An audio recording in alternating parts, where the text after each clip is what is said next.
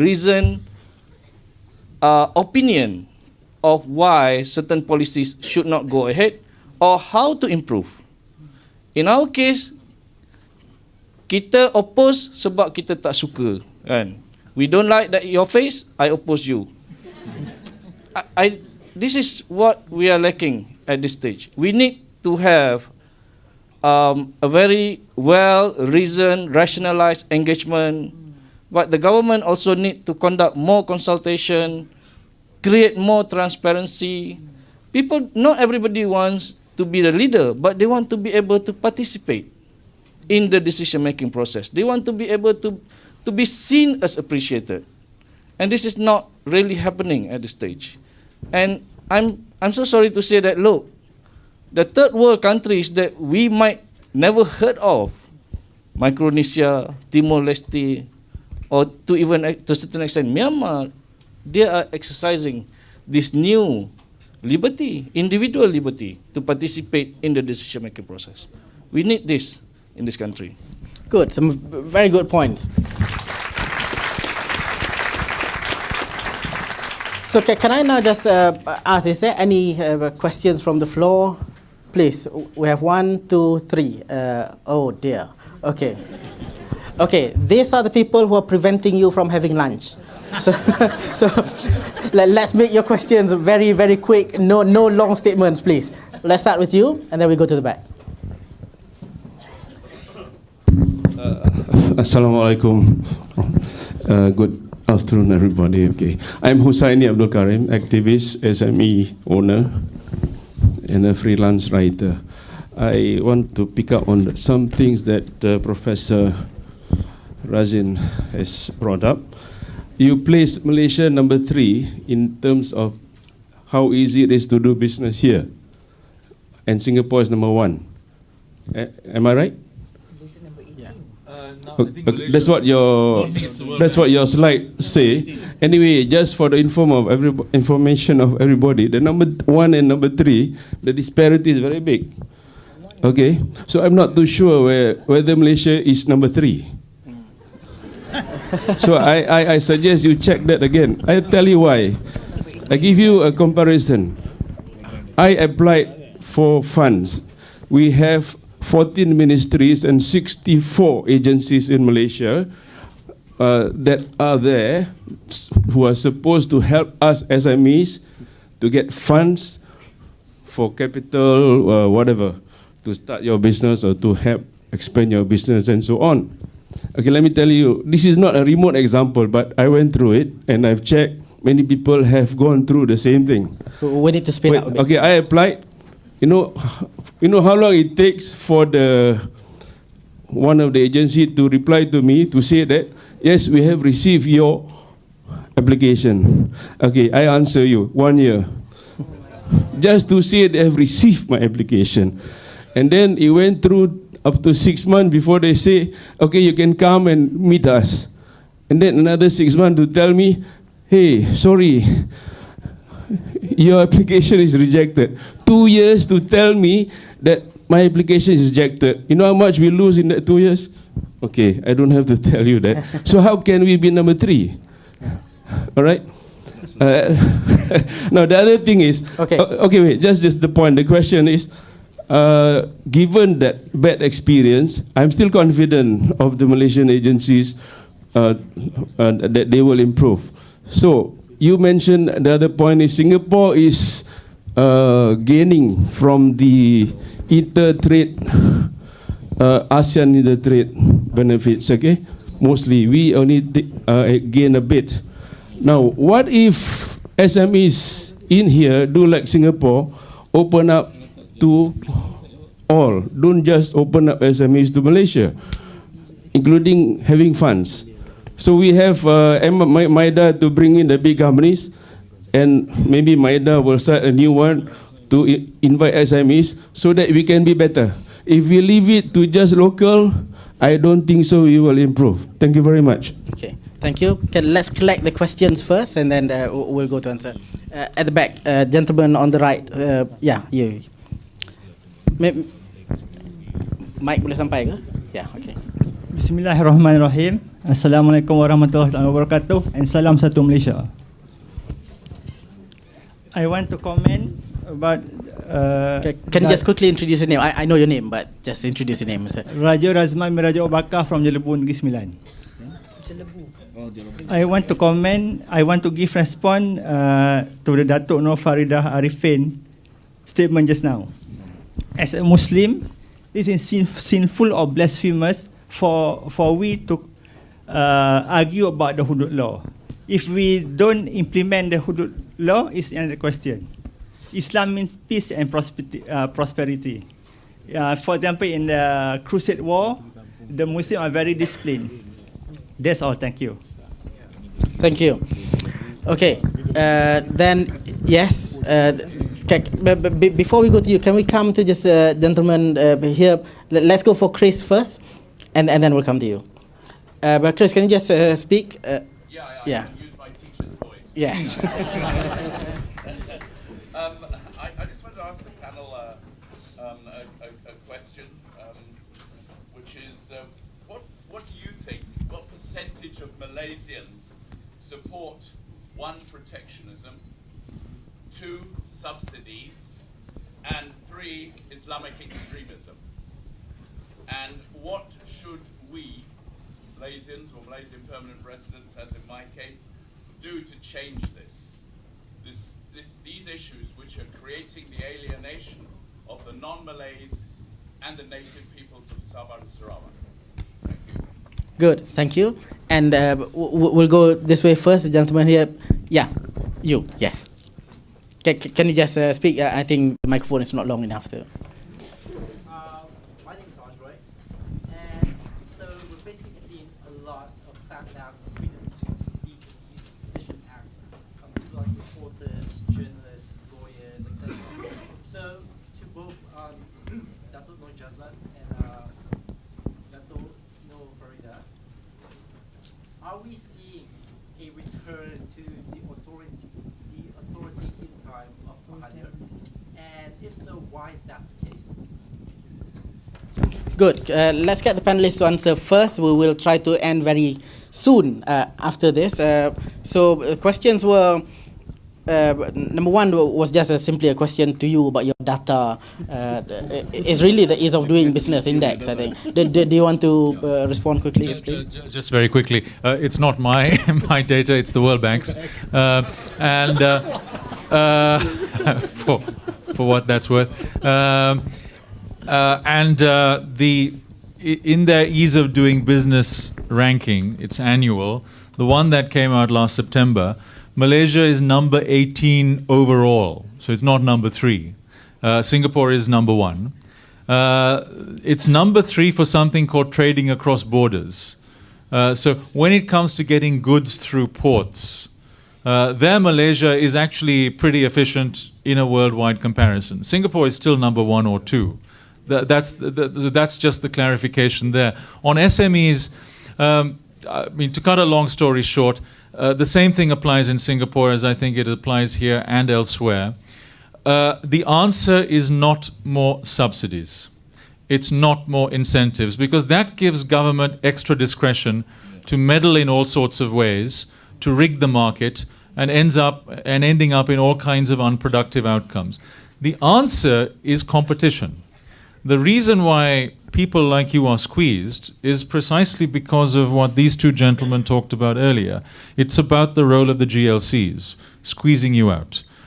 So you need some structural reform to downsize the role of the GLCs in the economy somehow or other, to create that extra space for SMEs to do their thing and for some of them to actually innovate, given that it's innovation that's really much, much more important at this stage of Malaysia's economic development. The answer is not more subsidies and incentives, because that's politically the easiest thing to do with the wrong outcomes. Good, thank you. Then maybe we can go one by one. So if you want to respond first, yeah. The question from the English gentleman. Yes, we should do more polling. we don't rely on polling data now. That's why I can't give you a good answer, a representative answer on what people think about all those issues you mentioned just now. And this is the problem with the government. because we don't have accurate polling data.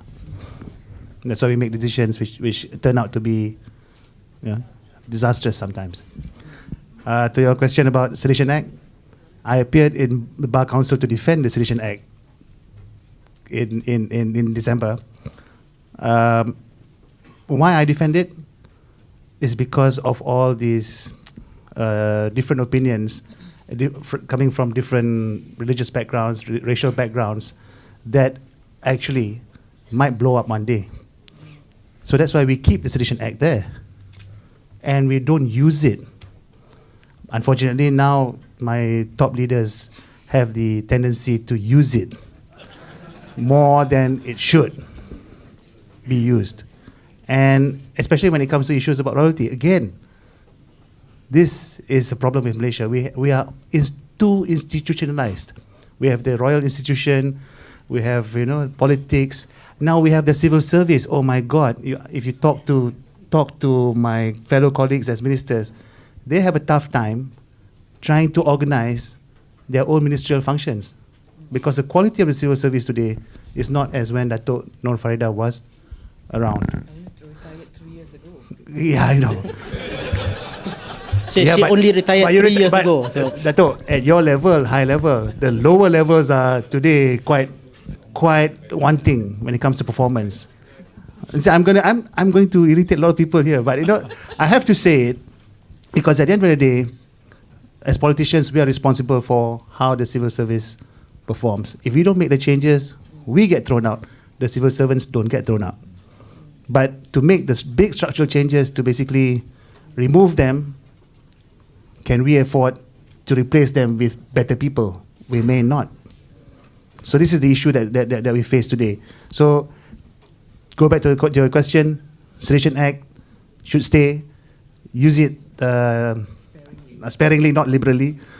No, that's where the government is quite liberal, using the Sedition Act.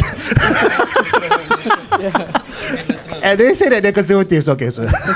But but you have to keep it to basically have some sort of regulatory control or discipline, when it comes to this kind of situation. And I hope we can avoid a situation where you have complete chaos and people don't actually respond to the institutions that are in place. So we're not going authoritarian, but all I'm saying is the government should use the Sedition Act and all these other instruments sparingly and fairly too. Thank you. I'm going to be very short. I want to listen more to Dato' Farida. So about the SMEs, I think we are not the worst. The problems is the same everywhere with SMEs. That's why in the TPPA, for example, there's one provision on the preparation of information system opportunities and whatnot for businesses who are economies of the TPPA. Within ASEAN as well, there are a lot of statements about SME development.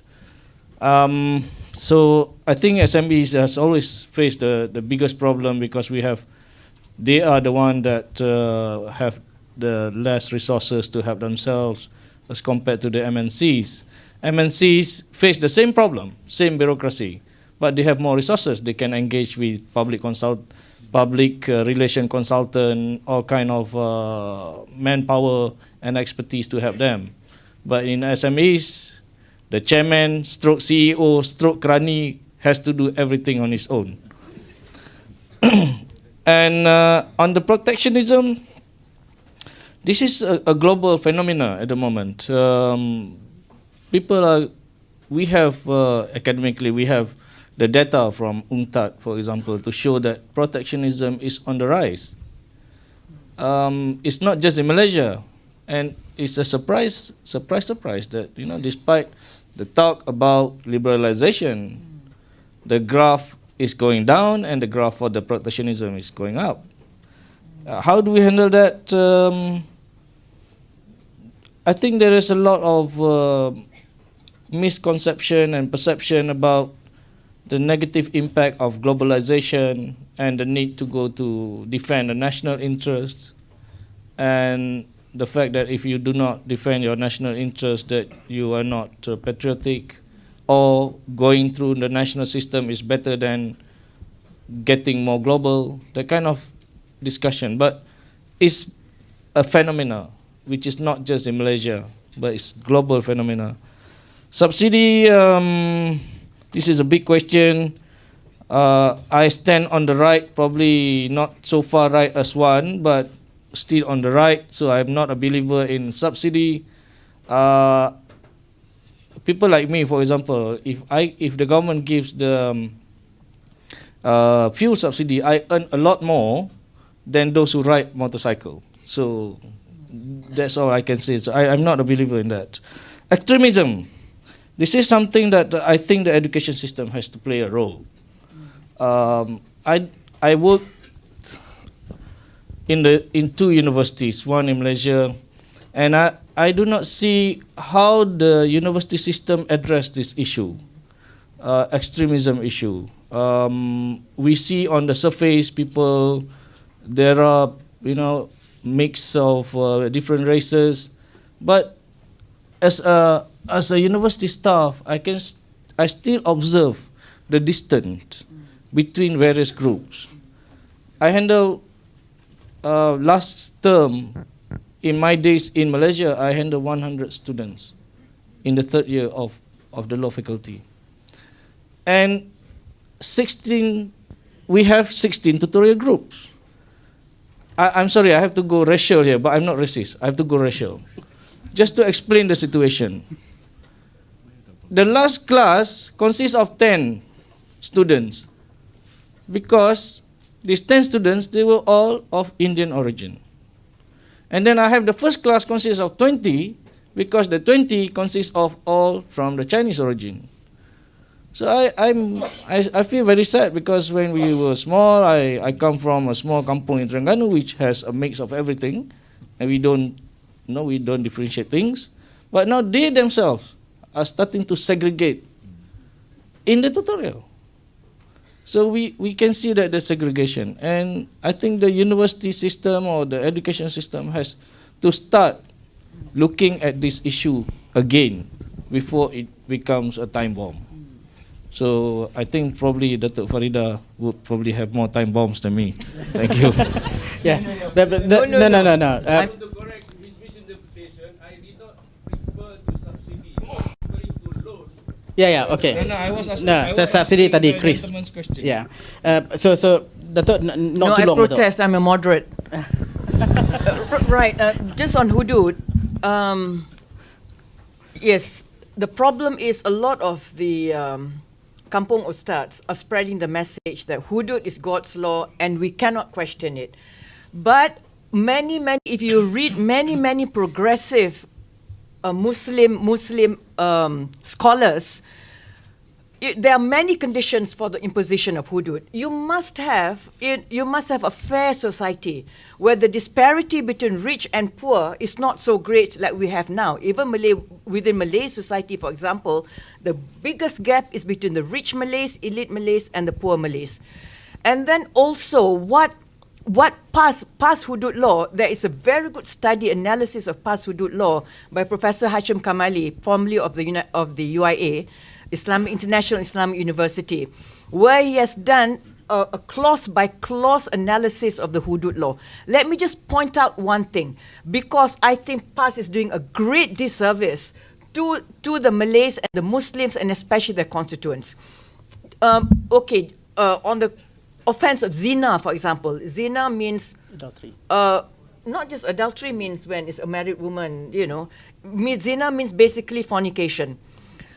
Because they're applying 12th century law to evidence regarding zina. They will not accept, this is 21st century, but they will not accept scientific medical evidence. They will not accept DNA evidence. They will not accept fingerprints. Nothing. They insist that the only way to prove zina is 4 male witnesses of good character witnessing the penetration. Does this make sense? I mean, past leaders avail themselves of all the modern amenities. They go on aeroplanes, they drive cars, and yet they will not accept simple things like scientific medical evidence. Whereas our Prophet himself said, seek knowledge. This is, you're talking about 7th century Saudi Arabia. Seek knowledge even if you have to go to China. That is how Islam values knowledge. And yet we can easily just discount the latest scientific knowledge that we have acquired over how many 100 years. So, in fact, I wrote a letter in the Star about this. I said if hudud is going to be imposed, all the pedophiles will be flocking to Kelantan. They can rape at will children or adults or whatnot. There is no chance that they're ever going to be convicted. This is what past hudud law is all about. So you need to look again whether or not this is implementable. And so anyway, I said this is one of the reasons I'm against hudud. But as I said, there are many articles written by very progressive Islamic scholars because they say it depends on whether we are ready for it, whether the society is conducive to the introduction of such harsh laws. Then on religious extremism, well, as I said, the strange thing is because we are giving so much leeway to some extremist ustads to give, and they have all their flock, their disciples, their followers, and so on, and nothing is being done to check them, and well, that is one of the problems, and then government does not do anything to check them. They can say whatever they like. Well, in this case, Sedition Act is not used against them or even some of the extremist groups, unfortunately, because unfortunately there has been selective prosecution in the case of the use of the Sedition Act. Well, you may say you want to keep it, and there may be very good reasons. There may be very good reasons if you want to check, the rise of ISIL supporters and so on. But as I say, it has to be applied fair and square across the board. No, it must be level playing field, no selective prosecution. Authoritarian government. Well, maybe Dr. Nur Jazlan can explain why the government has become more authoritarian of late. I don't know. Is it basic insecurity because because the opposition is gaining more seats in parliament, and they feel that they have to curb any sort of anti-government views, whether it's by NGOs, opposition, and so on.